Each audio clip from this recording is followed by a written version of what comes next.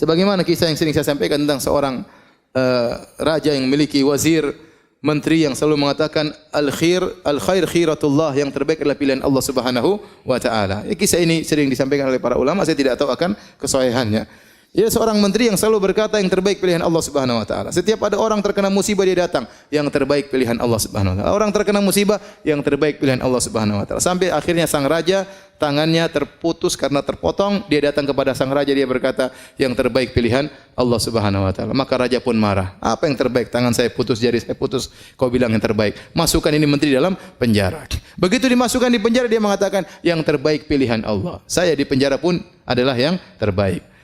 Suatu hari sang raja kemudian sedang berburu dengan menteri-menterinya, kemudian mereka berburu, kemudian mereka berburu, keasyikan berburu sampai keluar daripada daerah kekuasaannya. Sampai akhirnya dia terjebak ke suatu kaum yang mereka menyembah berhala atau menyembah arwah, dan mereka ingin menangkap orang supaya dikurbankan kepada sesembahan tersebut. Akhirnya sang raja ditangkap dengan pengawal-pengawalnya, semua ditangkap dan semuanya dibakar atau dipanggang atau dibunuh untuk arwah mereka. Ketika sang raja ingin dibunuh, tiba-tiba ada seseorang dari penyembah berhala tersebut berteriak, ini tidak pantas orang ini untuk disembahkan kepada Tuhan kita. Kenapa? Tangannya ada yang cacat jarinya. Yang cacat tidak boleh. Seperti kambing, kalau ada kambing yang luka, tidak boleh. Ada kambing yang buta, tidak boleh. Ini tidak cacat untuk jadi korban.